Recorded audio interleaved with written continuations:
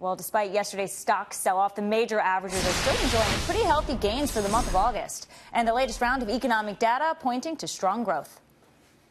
Beating the estimates, we're moving into a 3% zone. We may be moving into a 4% zone. Capital spending in the first half of this year was up 10%. Can you imagine?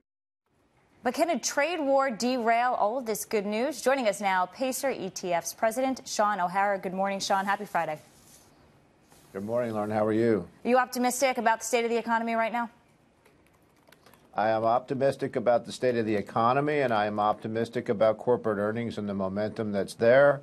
The one potential headwind, or the two potential headwinds that I think I see, are the trade issues that everybody continues to talk about and interest rates. I don't think interest rates will get out of hand. I think the Fed's got a pretty good handle on that and a pretty good plan. And I'm optimistic that that the pressure that the administration is putting on some of our trading partners will ultimately result in better trade deals. And if we could remove that obstacle, it feels to me like the market wants to continue to move higher. So when the president says, you know what, I might just slap tariffs on basically half of all Chinese imports to the U.S., that doesn't concern you because you're optimistic it's going to be effective?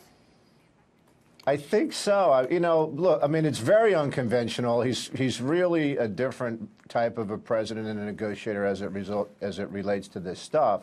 But it's hard to argue with the results. I mean, you know, it may not be done in a way that makes some of the diplomatic type of negotiators happy, but you know, we did come to an agreement with Europe, and it looks like, you know, it may even go further than what we've agreed to. We came to an agreement with Mexico, right. And I mean, you know, perhaps today we'll find out Canada will come aboard, and that'll put everybody aligned against China eventually. And I think that's been the plan all along, is to align everybody against one major trading partner, which is China, and see if we can exert enough pressure to get them to do something. Let's just say we don't get a deal today with Canada. Then you have a potential double whammy, no deal with Canada and what's going on with China. How would investors react to that? Because if we look at the month of August, really spectacular month, the NASDAQ especially, best August performance in 18 years, Sean, with gains of 5.4% thus far. Does a no deal with Canada, no deal with China threaten all of this? I think in the short run, you know, the market has been reacting to this good news, bad news, up and down all year, but it's sort of been marching steadily forward. I mean, the markets are all positive here in the U.S. Year to date. The NASDAQ's been the big winner. It's up somewhere around 17, 18, 19% year to date. And I think if some of these things came undone or started to unwind, then I think people would start to look forward and try to figure out what the impact would be. And that probably would put some pressure on the markets. When we got the report yesterday, Sean, that the president was considering putting a tariffs on $200 billion of Chinese imports to the U.S., I kind of said, what's the surprise factor here? He's basically threatened these tariffs for a while now. Why were investors so surprised yesterday?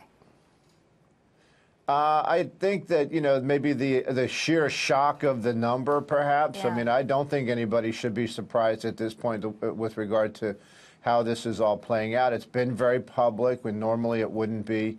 And so, you know, I think he is a little hyperbolic, you could say, perhaps, about the president. And as I said earlier, a little bit more unconventional. But if you're concerned about these things, there are ways in your portfolios to deal with it. You know, small cap stocks have had a nice quiet run here, and we've seen that in some of our flows.